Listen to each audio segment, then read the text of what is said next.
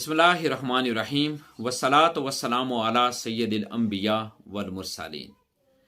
आज आपकी तवज्जो एक अहम मसला की तरफ मबजूर कराना चाहता हूँ, और वो ये है कि बच्चों की नाकामी की वजह मुखालफीन के जादू टोने नहीं हैं।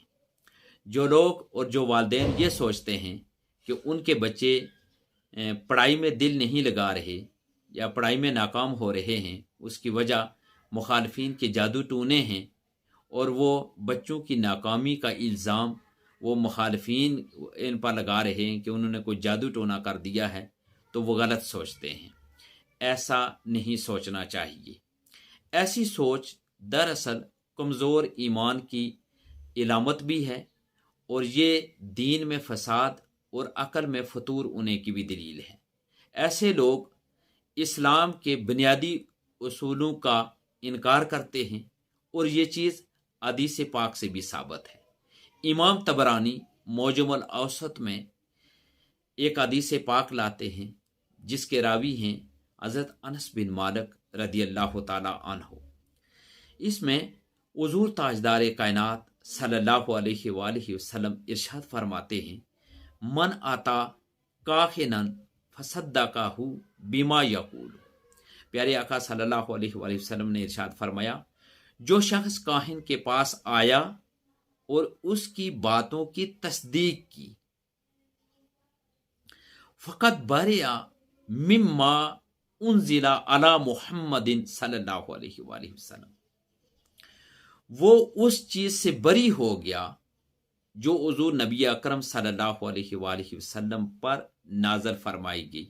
यानी वो शख्स शरीयत इस्लामिया से बरी हो गया। तो इससे मालूम ये हुआ कि हमें अपने बच्चों की नाकामी आमी का इल्ज़ाम या कम नंबर लेने का इल्ज़ाम, या पढ़ाई में हमारे बच्चे अगर दिल नहीं लगा रहे तो उसका इल्ज़ाम अपने मुखालफीन पर नहीं लगाना चाहिए कि उन्होंने कोई जादू टोना कर दिया है। ये नाकामी यानी बच्चों की नाकामी ये एक आजमाइश भी हो सकती है। अब इसका हल क्या है? हल ये है कि हम अल्लाह तबारक व तआला से मदद तलब करें, और फिर एक हल ये भी है कि हम अपने उन बच्चों को पास बैठाकर हम उनके साथ गुफ्तो शनीद करें, और उन्हें भी ये बावर कराने की कोशिश करें कि आपकी सुस्ती की वजह से ये नाकामी हो रही है।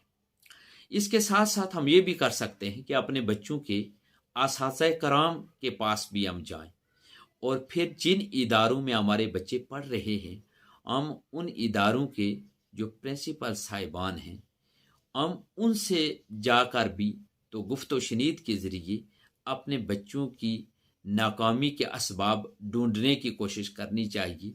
और फिर जिस वजह से बच्चे दिलचस्पी नहीं ले रहे या बच्चे नाकाम हो रहे हैं, हमें उनको खंदा पेशानी के साथ हल करने की कोशिश करनी चाहिए। मैं इसलिए कह रहा हूँ कि अल्लाह तबारक व तआला की तरफ रुजू करना चाहिए, इसलिए कि हर मुश्किल आजमाइश और हर मुसीबत जो है उसका हल अल्लाह तबारक व तआला के पास है। और अल्लाह तबारक व तआला वो अगर उस आजमाइश से निकालना चाहें, मुश्किलात दूर करना चाहें, तो बिल्कुल आसान है। इसलिए ज़रूरी है कि हम अल्लाह तबारक व तआला की तरफ रुजू करें और अल्लाह तबारक व तआला से मदद तलब करें।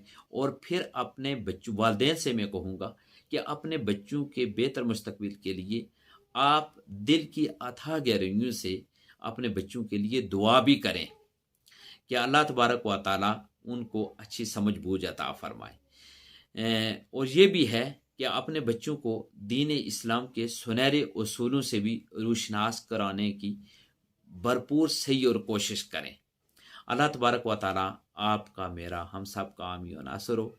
मेरी दुआएं हैं कि अल्लाह तबारक व तआला जितने भी हमारे मुसलमान भाई हैं, सब की औलादों को फर्मबरदार भी बनाए, ज़ाहिन भी बनाए, लायक, और उन्हें ऐसा बनाए कि वो पढ़ाई में दिलचस्पी का मुजाहरा करें, ताकि तमाम जितने भी बच्चे हैं, जितने भी वालिदैन آپ سب والدین جو سن رہے ہیں، میں اللہ تعالیٰ سے دعا کرتا ہوں کہ اللہ تعالیٰ آپ کے بچوں کو اللہ تبارک تعالیٰ شاندار کامیابیاں عطا فرمائے. اللہ تبارک تعالیٰ آپ کا، میرا، ہم سب کا حامی و ناصر ہو. وآخر دعوانا ان الحمدللہ رب العالمین. دین کی بات پھیلانا صدقہ جاریہ ہے. ثواب کی نیت سے ویڈیو کو شیئر ضرور کیجیے. جزاک اللہ.